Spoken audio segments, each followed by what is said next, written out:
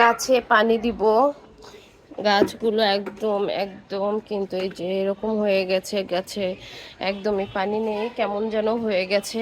গাছগুলোতে পানি দিতে হবে।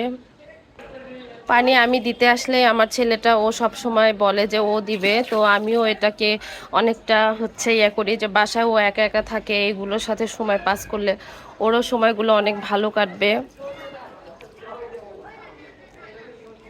আর বিকালের এই আবহাওয়াটা তো আমার অনেক ভালো লাগে আর কি।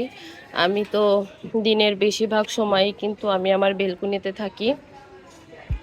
এই যে আমার পাশের বেলকুনিটা, এটাতেও আমার পানি দিতে হবে। ও প্রচুর প্রচুর গাছ হয়েছে এই বাসায়। দেখেন প্রত্যেকটা ইউনিটে কিন্তু সবাই গাছ গাছ সবাই গাছ লাগাইছে। আর সবজির গাছটা সবার ঘরে ঘরে একটু বেশি আমাদের এখানে।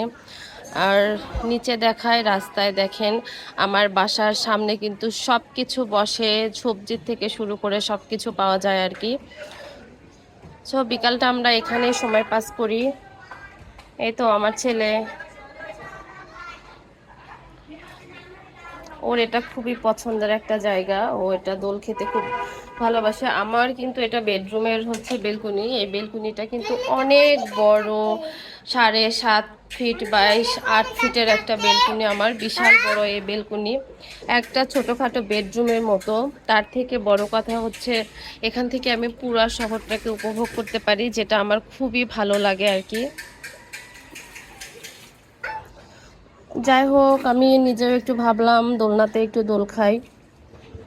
বিকালের সময়টা আমি এভাবে পাস করি। সবাই ভালো থাকবেন, আল্লাহ হাফেজ।